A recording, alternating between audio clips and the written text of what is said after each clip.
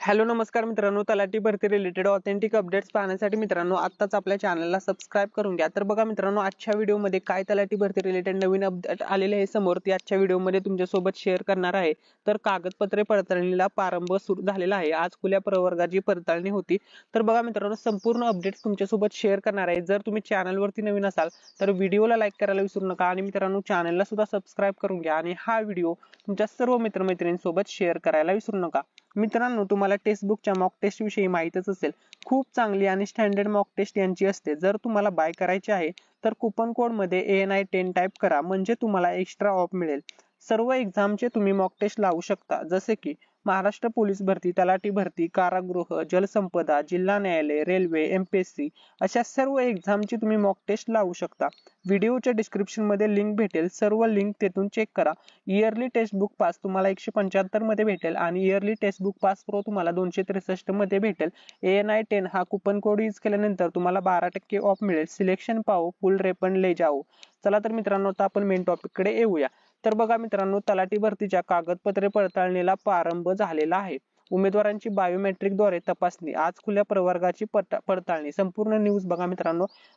तर बघा, बहुचर्चित तलाठी भरतीचा राखीव 13 जिल्ह्यांतील बिगर पेसा क्षेत्रातील पदांचा निकाल 15 जाहीर झाला आहे। त्यात नाशिक मधील 173 जणांची निवड यादी सोबतच 172 जणांची प्रतीक्षा यादी जाहीर झाली आहे। ही यादी प्रसिद्ध झाल्यानंतर उमेदवारांच्या कागदपत्र पडताळणीच्या कामाला मंगळवार दिनांक 26 ला मुहूर्त लागला आहे। पहिल्या दिवशी राखीव पदांवरील अर्थात मागासवर्गीय 76 उमेदवारांची कागदपत्रे आणि बायोमेट्रिकची तपासणी करण्यात आली। बुधवारी 27 तारखेला आराखीव अर्थात खुल्या प्रवर्गातील 76 उमेदवारांची कागदपत्रे तपासली जाणार आहेत। त्यानंतर लागलीच प्रतीक्षा यादीतील उमेदवारांबाबत निर्णय घेतला जाणार आहे। जाहिरात प्रसिद्धी आणि अर्ज स्वीकारतीपासून चर्चेत असलेल्या तलाठी भरतीची प्रक्रिया तब्बल वर्षभरापासून सुरूच आहे। परीक्षेतील गैरप्रकार, निकालातील गोंधळ या सर्वच बाबींमुळे शासनालाही या भरतीमुळे प्रचंड टीकेचे धनी व्हावे लागले। प्रथम पेसा क्षेत्रामुळे जिल्ह्याच्या निकालासह निवड यादी ही राखून ठेवण्यात आली होती, परंतु त्यानंतर बिगर पेसा क्षेत्रातील जागांवरील निकाल जाहीर करण्यासह यादीही जाहीर करण्यात आली। जिल्ह्यातील 173 उमेदवारांची यादी आणि 172 उमेदवारांची सोबतच प्रतीक्षा यादी ही जाहीर करण्यात आली आहे।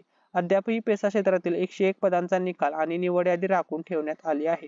जाहीर झालेल्या 173 पैकी राखीव प्रवर्गांसाठी असलेल्या 76 उमेदवारांच्या कागदपत्र पडताळणी जिल्हा नियोजन भवन येथे करण्यात आली।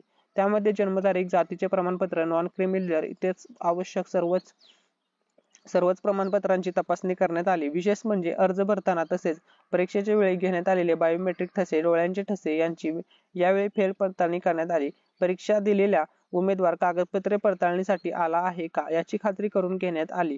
तर बघू शकता या ठिकाणी 173 पदांची प्रवर्ग निहाय निवड यादी। सामाजिक प्रवर्गामध्ये निवडलेले उमेदवार आणि प्रतीक्षेतील उमेदवार। तर बघा, अनुसूचित जातीमध्ये निवडलेले उमेदवार 17, प्रतीक्षेमधील उमेदवार 21 या ठिकाणी सर्व जातींचे देण्यात आले, सर्व कॅटेगरी वाईज देण्यात आलेला आहे। एकूण तुम्ही पाहू शकता निवडलेले उमेदवार 173 आहेत आणि प्रतीक्षेतील उमेदवार 172 आहेत। तर बघा, 101 पेसांच्या जागांची प्रतीक्षा। पेसा क्षेत्र 100%, 75%, 50 व 25% असे प्रमाण आहे। त्यानुसार 101 जागा राखीव आहेत।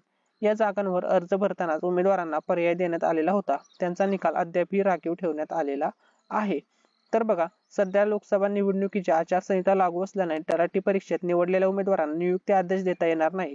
त्यामुळे त्यांची कागदपत्रांची तपासणी आणि इतर प्रक्रिया पूर्ण करून घेतली जात आहे। निवडणुकीनंतरच या उमेदवारांना नियुक्ती पत्रे दिली जातील। तर बघा मित्रांनो, आचारसंहितेच्या कालावधीमध्ये नियुक्ती पत्रे ही दिली जात नाहीत, त्याच्यानंतरच दिली जातील।